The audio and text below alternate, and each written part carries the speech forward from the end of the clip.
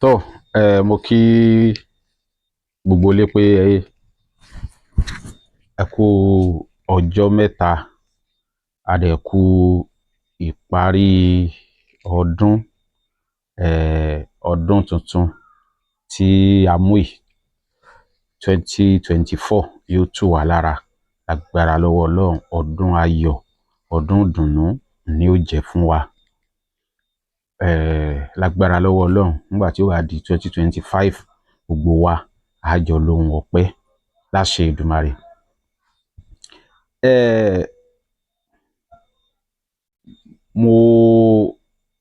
Àṣírí kan, orúkọ ti tèmi ni Prince Ọlọ́gbẹ́nlá Adéwálé Táíwò aka ọmọ Gíẹ̀sì tí mo jẹ́ aláṣẹ àti olùdarí ọmọ Gíẹ̀sì Herbal and Cosmetics Production. Mo kí gbogbo wa. Ṣé rí, mo fẹ́ sọ̀rọ̀ nípa àwọn nǹkan kan, nípa àwọn iṣẹ́ tó jẹ́ nǹkan ìbílẹ̀ wa tí àwa ń gbé lárugẹ. Àwọn iṣẹ́ kan wà tó jẹ́ pé pápápá kẹ́ bọ́ sọ́jà kẹ́ ra nǹkan kẹ́ ṣe ni. Àwọn kan wà tó jẹ́ pé kò rí bẹ́ẹ̀, kò rí bẹ́ẹ̀, tó máa ń take time,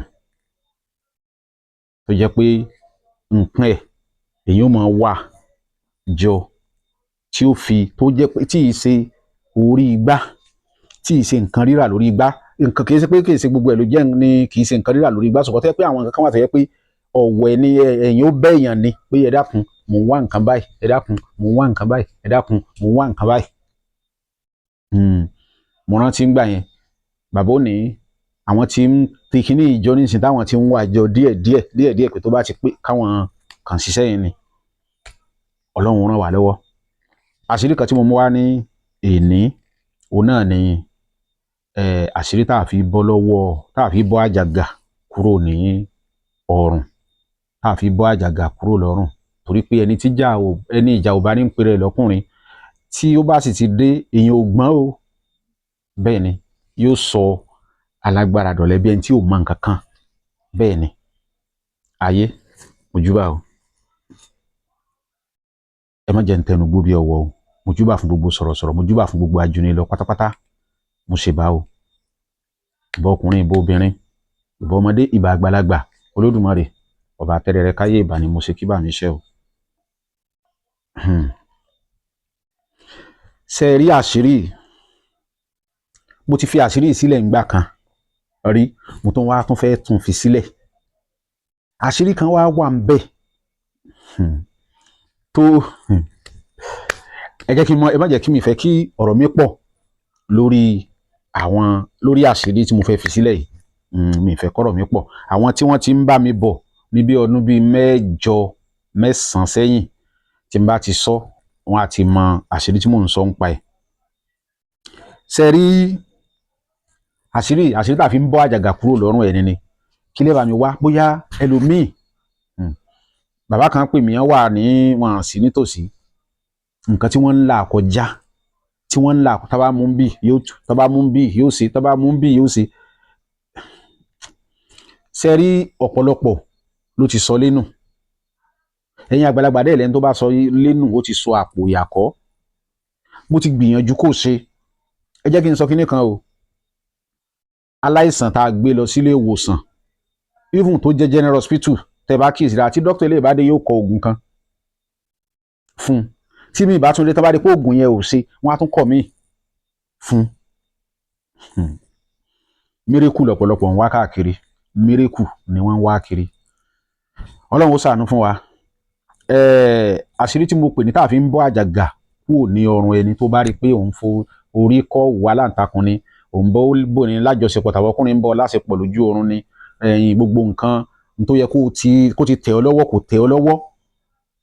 Ṣé rí ọ̀pọ̀lọpọ̀ àwọn bàbá wa tán jẹ́ pé wọ́n padà di oníkiní tó yẹ pé nǹkan arẹmọ ló sún wọn dolóògùn. Nǹkan arẹmọ pé àwọn ọmọ ń gbóná ẹja kìíní, àwọn ọmọ ń gbóná ẹsẹ̀ ló padà sọ wọ́n dolóògùn. Téyí ó bá pẹ́ téèyàn tí èyí ó padà kan èyí tẹ́ lè fọwọ́ sọ̀yà lé lórí pé kíní ló gbà mí lẹ́yìn gbà yẹn lọ́lọ́run lò fún mi. Mo fi sọ̀rọ̀ ní o, ẹ mọ́ sí mi gbọ́ o, mo dẹ̀ máa ń sọ àṣírí tá a fi sí pamọ́ lóòótọ́ àwọn pé anytime ní Facebook tàbí YouTube lè lọ, àwọn social media yìí anytime ló lè kú ló lè lọ àmọ́ ṣùgbọ́n lásìkò fúngbà tó bá fi wà ń bẹ̀ náà Ọlọ́run máa ṣàánú. Kí ni ẹ bá mi wá? Ìkórira ó wà lára ẹni, gbogbo àwọn nǹkan yẹn torí pé àṣírí tá a fi ń bọ́ àjàgà kúrò lọ́rùn ẹni ni àṣírí yìí ti wà káàkiri ṣùgbọ́n àṣírí kan wà ń bẹ̀ tó jẹ́ àṣírí tó pamọ́ ni mo fẹ́ sọ. Kí ni ẹ bá mi wá níbi àṣírí yìí? Ẹ bá mi wá ìgbẹ́ tá a bá mẹ́ni tó yá àkàrà orí àtàn. So ìgbẹ́ yìí tá a mẹ́ni tó yá àtọ̀pọ̀lọ́ jòkùn àtòdì àtàrí kan kò jù bẹ́ẹ̀ lọ. Ìmọ̀ ń sọ pé kí n fi àṣírí sílẹ̀ kò dín iye tí mo fẹ́ gbà kù. Àwọn míì ò ní sebẹ́nu nǹkan tó wà bẹ́ẹ̀ nìyẹn adúrú nǹkan tẹ́ fẹ́ gbà nìyẹn kò kan èmi tí n bá gbà òun ni màá gbà kò sì ní kò pa mí lọ́nà oko dà. A wà jó tá a bá ti jó pọ̀ a wà pò mọ́sẹ̀ dúdú a wà kó sínú àpáàdì tán ti fi tó ti lọ tó ti bọ̀ tán fi gbé kíní síta tó ti lọ tó ti bọ̀ tó ti yé ibẹ̀ là á kó sí.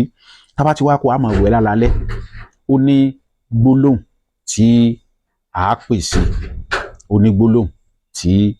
pè sí pé tá a bá mọ́pọ̀lọ́ tí ò jọ kọ̀ǹkọ̀ á gbé jùlẹ̀ ní ẹgbẹ́ mi jùlẹ̀ àjàgà ọrùn mi ẹ bá mi bọ́ kúrò àjàgà ọrùn mi ẹ bá mi bọ́ kúrò àjàgà ọrùn mi ẹ bá mi bọ́ kúrò. A sá máa pe àwọn gbólóhùn yẹn.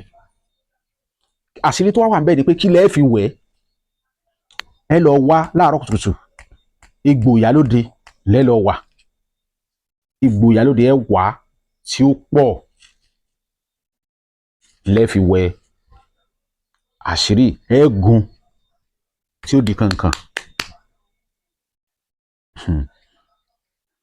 Ni mo fi sọ pé n tá à ń pè ní àṣírí ńlẹ̀ Yorùbá ó mọ̀ gun o wàláhì ó gùn. Tẹ́ bá wò ẹ rí i pé àṣírí àwọn àgbàlagbà àtijọ́ ni. Ntí àwọn bàbá máa ń lò ṣe ni pé kíní wọn ó ti wá wọn ó ti gún wọn ó ti yọ kankan ẹ̀ tí ó ti pọ̀ sínú ilé ẹni tá bá yọ tán máa fẹ́ fún ní àṣírí wọn wà bù fún wọn ó gbé fún wọn wà fún ní nǹkan tí ó fi wẹ̀ wọn fún kò ní mọ yóò ní ṣe bí kankan ni kò jù bẹ́ẹ̀ lọ.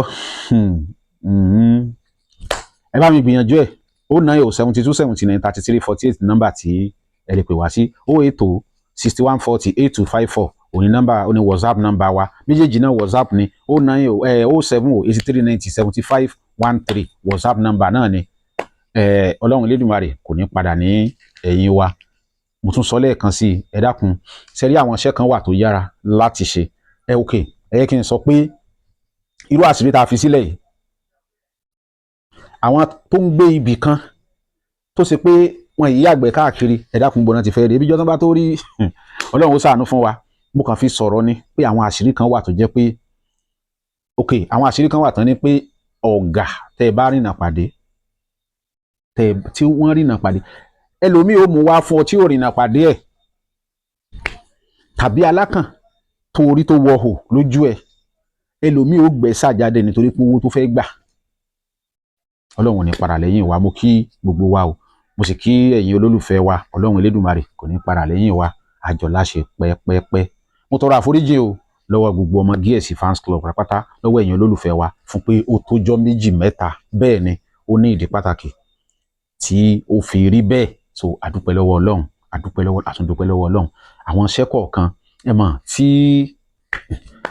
àdúpẹ́ lọ́wọ́ Ọlọ́run. Nítorí náà ẹ gbìyànjú àṣírí tí mo fi sílẹ̀ yìí mo mọ̀ fi àṣírí yẹn sílẹ̀ ni àwádìí ẹ̀ mo dúpẹ́ o.